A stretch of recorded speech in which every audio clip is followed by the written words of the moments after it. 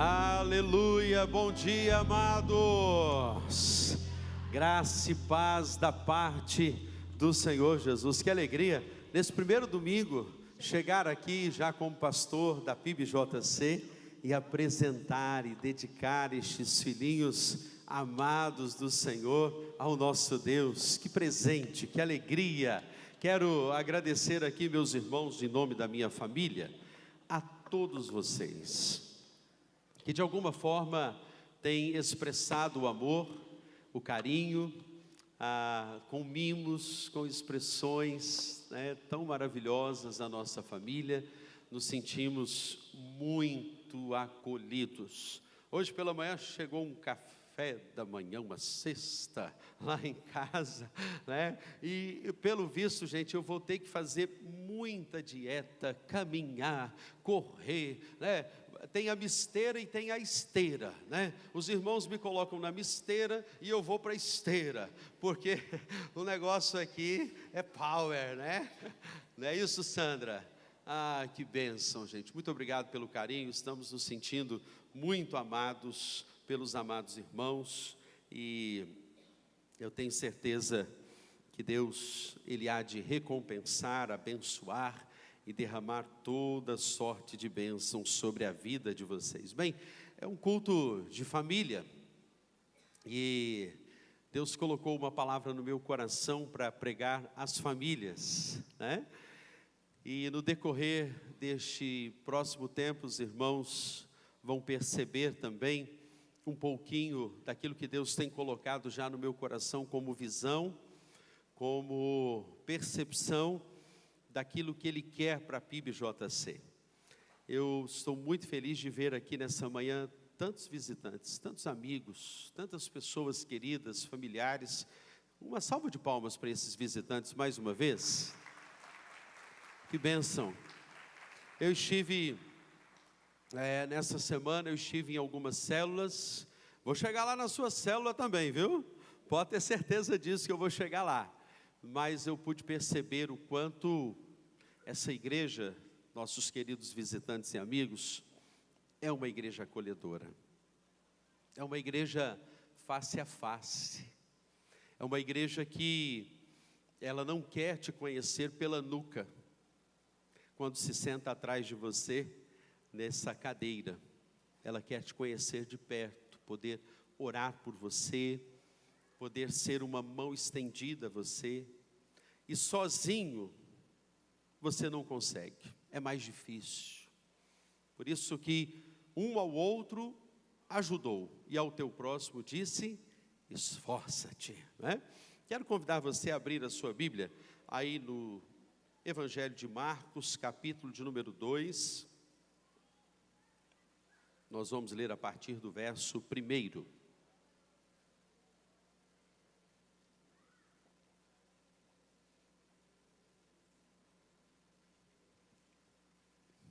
Quero pensar com vocês sobre o tema, um lugar para Jesus habitar. O texto diz assim: poucos dias depois, tendo Jesus entrado novamente em Cafarnaum, o povo ouviu falar que ele estava numa casa ou em casa. Como está na sua Bíblia? Em casa. Então, muita gente se reuniu ali, e de forma que não havia lugar nem junto à porta. E ele lhes pregava a palavra. Vieram alguns homens trazendo-lhe um paralítico, carregado por 4 deles. E não podendo levá-lo até Jesus, por causa da multidão, removeram parte da cobertura do lugar onde Jesus estava. E pela abertura no teto, baixaram a maca em que estava deitado o paralítico. E vendo a fé que eles tinham, Jesus disse ao paralítico: filho, os seus pecados estão perdoados. Estavam sentados ali alguns mestres da lei, raciocinando em seu íntimo: por que esse homem fala assim? Está blasfemando. Quem pode perdoar pecados a não ser somente Deus? Jesus percebeu logo em seu espírito que era isso que eles estavam pensando e lhes disse: por que vocês estão remoendo essas coisas em seu coração? O que é mais difícil, dizer ao paralítico: os seus pecados estão perdoados? Ou levante-se, pegue a sua maca e ande? Mas para que vocês saibam que o Filho do Homem tem na terra autoridade para perdoar pecados, disse ao paralítico: eu digo a você, levante-se, pegue a sua maca e vá para casa. Ele se levantou, pegou a maca e saiu à vista de todos, que atônitos glorificavam a Deus, dizendo: nunca vimos nada igual. Amém? Eu quero desde já declarar que a sua casa, a sua família, o seu lar será um lugar de paz. Os seus filhos que aqui foram apresentados, os nossos filhos, serão filhos obedientes ao Senhor Jesus. É lindo saber, queridos, que o texto, e eu fiz questão de, quando estava lendo o texto, pausar e lhe perguntar se Jesus estava numa casa ou se Jesus estava em casa. O texto nos diz, o texto nos garante o fato de que Jesus estava em casa. Estudiosos deste texto chegaram a uma compreensão.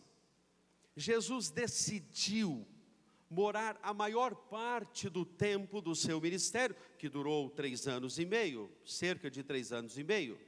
A maior parte do seu tempo, ele esteve na casa de Pedro. Alguns discípulos são mais crentes do que os outros, porque Pedro pediu Jesus para curar a sua sogra. Então, alguns discípulos são mais crentes do que os outros. E aquele lugar chamado Cafarnaum, Cafar significa aldeia, e Naum era o nome de uma pessoa. Aquele lugarejo ali, onde Jesus passou a maior parte do tempo, ficava em frente ao lago de Genezaré. Era um lugar onde Jesus se encontrou ali também, por muitas vezes com Pedro, os discípulos.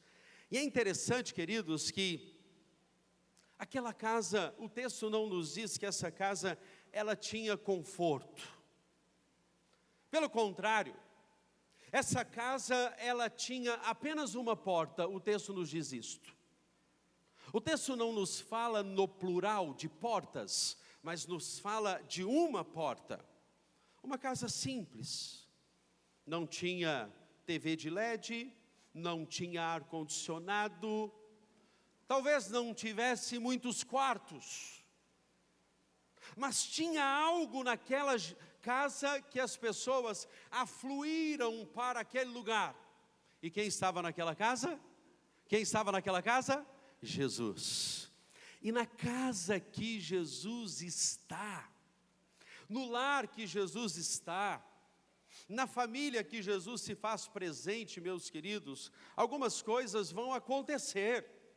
E o texto vai nos mostrar justamente isto, o que vai acontecer na casa em que Jesus está habitando. É muito emblemático saber que a família é como uma escola onde jamais pegamos o diploma. A família é um lugar de aprendizado. A família é um lugar onde nós temos ensino, e essa é a primeira verdade que eu gostaria de destacar nesta manhã. A casa em que Jesus está é um lugar de aprendizado. Veja comigo, querido, o texto nos diz que Jesus estava em casa, e o final do verso de número 2 me chama a atenção, porque o texto nos diz que Jesus lhes ensinava, lhes pregava a palavra. Ele era conhecido como Rabone, mestre. Ele era aquele que ensinava, testificava, falava. E as pessoas estavam ali atônitas, sedentas. Na sua casa, você tem percebido uma fome pelas Escrituras, meu irmão? Você tem percebido que na sua casa a palavra de Deus é aberta? Você tem percebido em você mesmo um desejo muito sincero de falar da palavra de Deus, de não apenas ouvir a palavra de Deus, mas falar da palavra de Deus? Na sua casa, os seus filhos, eles têm a experiência de ver em você aquilo que uma tonelada de palavras não ensina, mas pelo exemplo você aprende. Um pai que ensina com a vida, porque o que os seus filhos querem ver não são os conselhos, porque aquilo que os conselhos se mostram e se revelam insuficientes de ensinar. O exemplo ensina. Alguém disse que o exemplo arrasta multidões. Se você quer ver, marido, uma esposa caída, apaixonada por você, seja o homem do quarto secreto dentro da sua casa. Seja o homem que vai abrir a palavra de Deus e vai ensinar. Eu tenho absoluta certeza que na sua casa você sabe lá quem foi um instrumento de Deus para destruir os muros de Jericó. Eu me lembrei aqui de uma história. Diz que um certo pastor numa igreja, passando pelo corredor, virou-se para o Joãozinho. Ele perguntou assim: Joãozinho, quem foi que destruiu os muros de Jericó? E o Joãozinho virou-se para aquele pastor e falou assim: eu não fui. Eu não fui. E partiu pelo corredor da igreja. Pastor decepcionado com aquilo, refletindo, pensando: quem é a professora da escola bíblica do Joãozinho? Ah, tia Luciane. Eu vou perguntar para a tia Luciane. Vou até ela. Ô tia Luciane, eu fui perguntar para o Joãozinho quem destruiu os muros de Jericó. Você sabia que o Joãozinho, ele me disse assim que não foi ele? E a tia Luciane colocou a mão assim, ó, e falou: pastor, se o Joãozinho falou que não foi ele, o senhor pode acreditar, porque aquele menino não mente, aquele menino só fala a verdade. E aí o pastor ficou decepcionado, falou assim: essa igreja não sabe nada de Bíblia. Até que ele foi ao irmão Sebastião, tesoureiro da igreja, virou-se para ele e falou assim: irmão Sebastião, eu fui até lá o Joãozinho, lhe perguntei quem destruiu os muros de Jericó. Você sabia que ele falou que não foi ele? E eu fui a tia Luciane, professora dele na escola bíblica, e ela falou que eu podia acreditar no Joãozinho, porque aquele menino só fala a verdade. E o irmão Sebastião virou-se para o pastor e falou assim: ô pastor, se o Joãozinho falou a verdade, se a professora diz que pode acreditar nele, pastor, essa história não pode ficar assim. Vamos fazer uma campanha na igreja e vamos levantar os muros de Jericó, pastor. E o pastor colocou a mão na cabeça e falou assim: gente, esse povo não aprendeu Bíblia. Antes que você saia por aquela porta sem saber quem destruiu os muros de Jericó, eu vou te falar, foi Josué, viu? Fala: ah, que bênção, ufa, né? Havia nessa casa ensino, meus irmãos. A palavra era pregada, a palavra era aberta. A nossa geração, queridos, não tem ouvido as Escrituras, não tem se debruçado nas Escrituras. É uma geração sem fome, sem desejo, sem anseio. É uma geração da mídia, é uma geração que tudo bem, nós temos hoje o acesso ao nosso celular, ao nosso tablet, ao nosso iPad, ao nosso computador, é uma geração da tecnologia.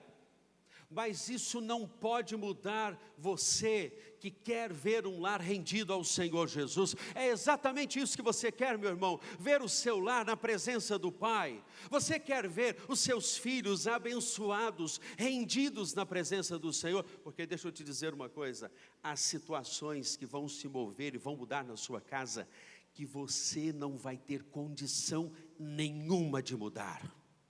Se o seu coração não for rendido ao Senhor e a sua palavra, esquece, vida abençoada, vida próspera nos relacionamentos, vida próspera espiritualmente, porque prosperidade não é só material.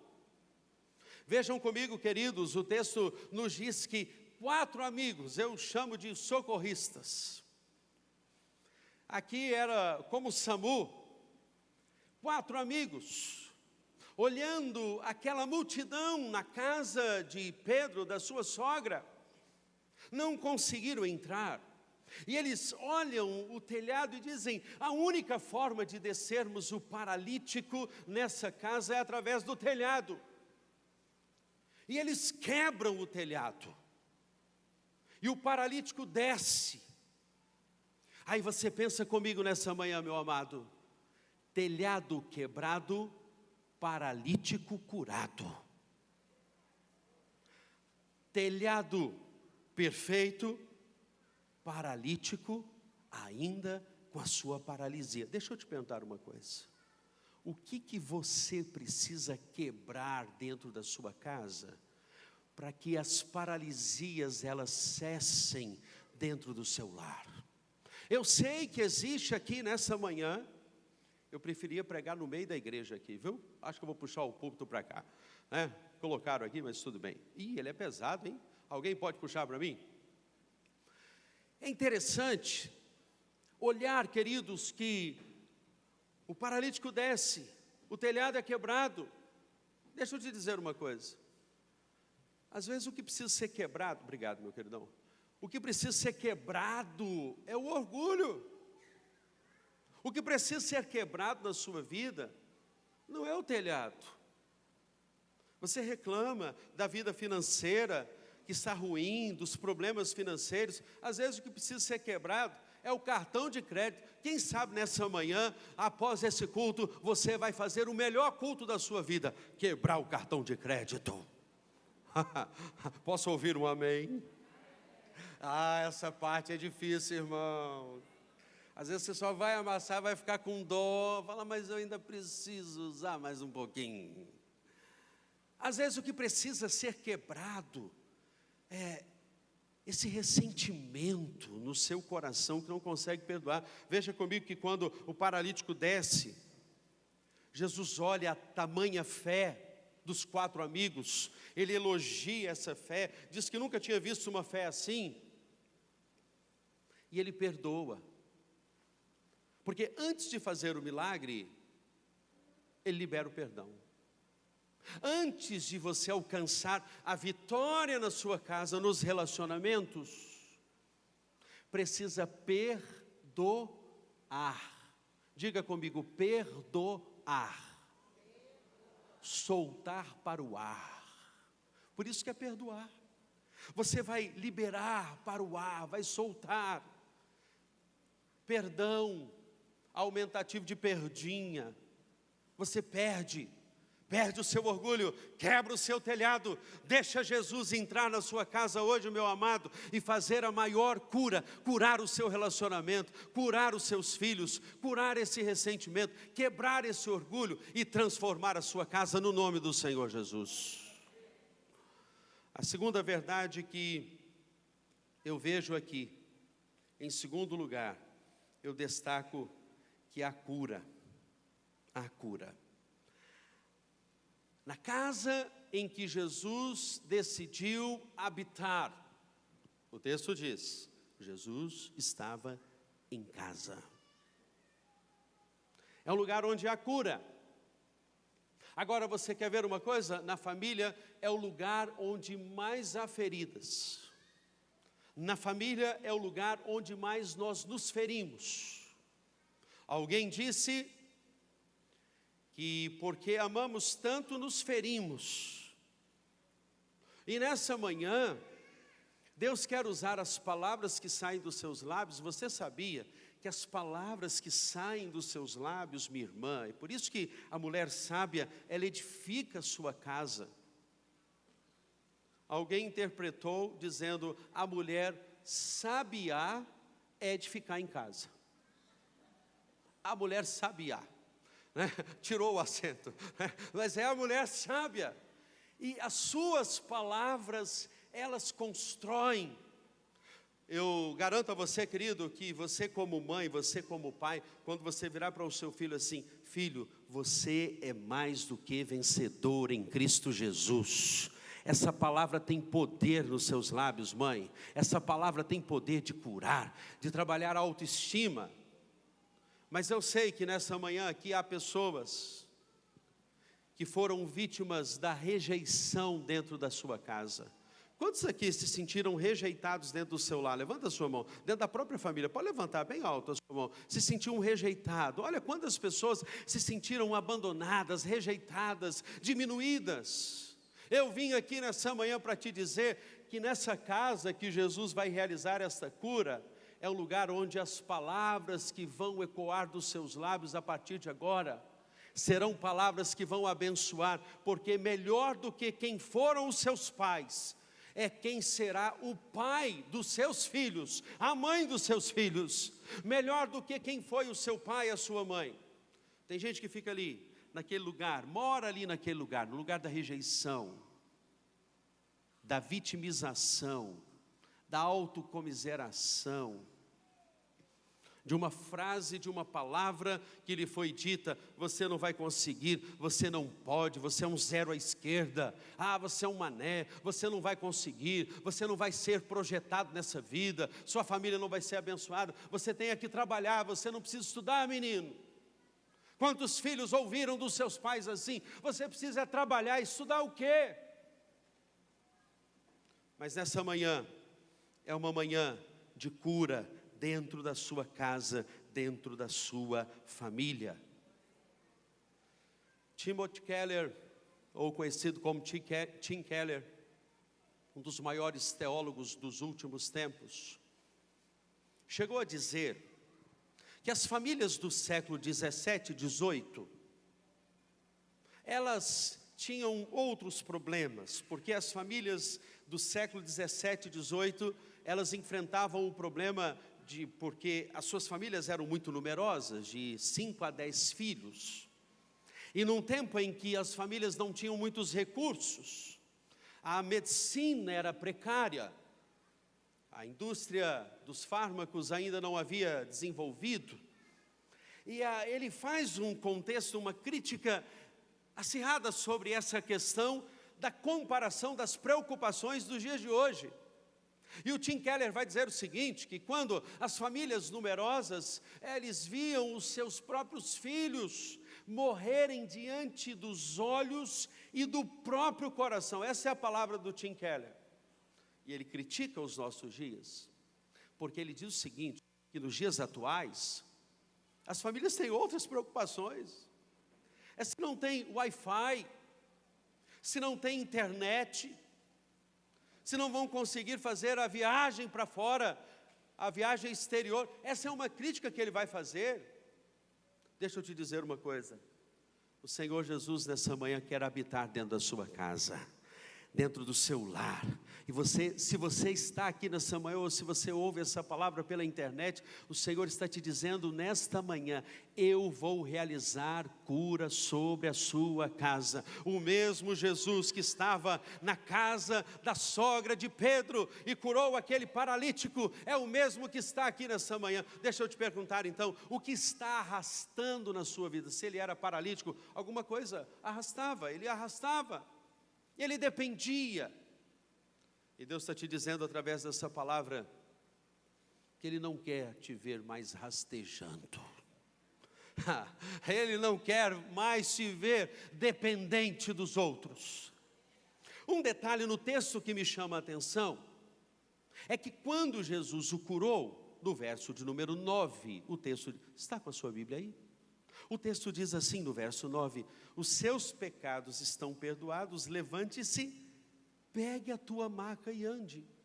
Eu fiquei debruçado sobre essa porção do texto e me perguntando o seguinte: por qual razão Jesus iria dizer para aquele homem pegar aquilo que um dia o carregou?